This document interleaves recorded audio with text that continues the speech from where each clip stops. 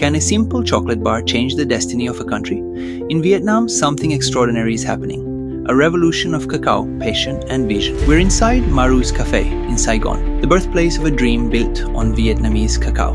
With me is Vincent Marou, co-founder and CEO of Marou, the brand that brought Vietnam-made chocolate to the global stage. Vincent, ciao. Nice to meet you again. Ciao, Federico. I'm Federico. And so let's go straight to the point. I want to ask you, Marou was founded by two foreign guys. And tell me, why you come here to Vietnam and decide to go in this journey, this adventure about chocolate?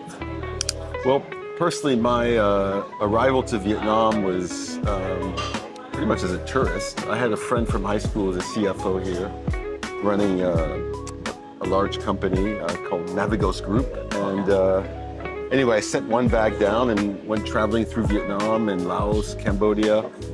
Came back and I was introduced to the life here, and I wanted to reinvent myself. And I thought, well, this is in 2009, 2010. There's a lot to be done. Yeah. And so I thought maybe I can find something. And so, months later, I realized there was cacao growing in Vietnam and no one was doing anything with it.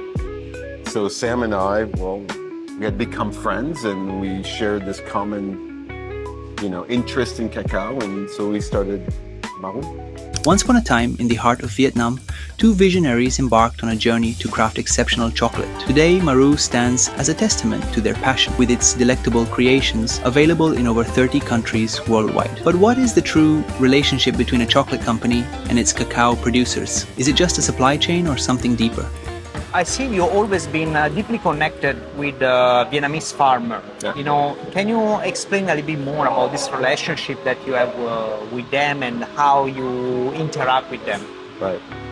So our relationship with farmers starts from the idea, the model that we chose, which is to do everything in country. So we thought, wow, we're in Vietnam. Yeah. There's nothing stopping us from creating a world-class chocolate here. Besides that, we had a lot to learn about making chocolate, but all the ingredients were here. So that was the first thing. And then, of course, we wanted to bring value to the cacao. So we wanted to work directly with farmers, no middle people. So we had to learn how to select cacao and do all of that. So that was, that's the very beginning. And of course, then, there's some friendly farmers that we became, we started a relationship with. Yeah. And so we care about them and the betterment of their families. And of course, that was part of our values as well, bringing value. And so, we just forged this connection with not only Vietnam, but of course working directly with farmers and specific farmers who we actually still work with today. There was any interesting story happened between you and this farmer during this maybe misunderstanding because language is barrier or some funny situation? They thought we were crazy. Oh, okay. Because we went in. Basically, we would arrive at their farm. Yeah. They would have bags of cacao that were ready for us to select. And that's what we did that no one else does. Is really select the cacao there, bag by bag. Wow. And they had never seen anyone really, open a bag up, take a handful, and smell it, open it up, taste it, and evaluate it on the spot, and then choose to buy it or not. Yeah. In the very beginning, we didn't need much. So, for example, they would have 10 bags of cacao. We would go through all 10 bags, and then we'd have enough money to buy one.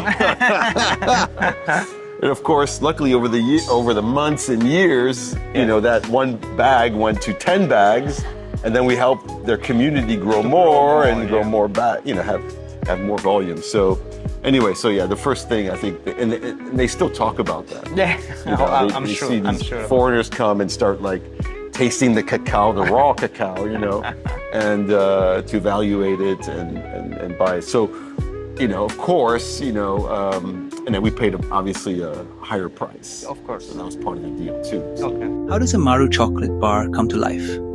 It all begins deep in the lush cacao farms of Vietnam, where farmers cultivate each pod with care, harnessing generations of knowledge. From the hands that harvest the beans to the precise artistry of roasting and crafting, every step is a tribute to the land and the people behind it. Why the roasting process is so important for the chocolate making? Well, roasting is the first step and probably one of the most important steps because you're developing the chocolate notes. Okay. You know, if you taste cacao that has not been roasted, it's definitely more bitter. Yeah. It has more of a cacao taste, but those really kind of deep chocolate notes haven't really been produced yet. So the roasting is essential for that. All right.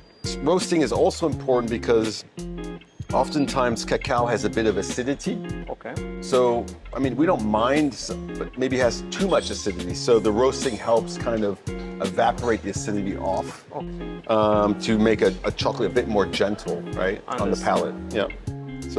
And this is your favorite part of the process? This is, yeah. Well, I think roasting, because of the development of the chocolate notes, but also the smell. Ah, okay, yeah. Understand. You know, when you're roasting, it smells at one point like there's a chocolate cake in an oven. Yeah. Really, you're developing those kind of aromas. So it's really, it's fun, it's exciting. And even outside the building, you know, you'll can feel it. Yeah. You'll feel so when it's the roasting process, you can actually invite all the neighbors to feel the smell about the cacao. Okay, exactly. Beautiful. And actually, some people complain about it too. Okay. In our flagships, it's a complete bean to bar experience and beyond, because not only can we make chocolate from the beans here, right, in the shop, and use it for pastries and chocolates, but also for drinks, all in one place. Beautiful. And the customer here can experience it all. And I think, you know, we're the first to do that in the world. Vietnam is a country on the rise, a land of rapid growth and boundless opportunities. But in a market evolving at such speed, what does it take for a young entrepreneur to turn vision into reality? Know what gives you meaning, what makes you happy, or what you want to offer, because it's important to you. And once you know that, then you can apply it, you know, to a concept which will be your business, you know. Once you have that, you keep it and you cherish it and use it as your compass to help you make decisions.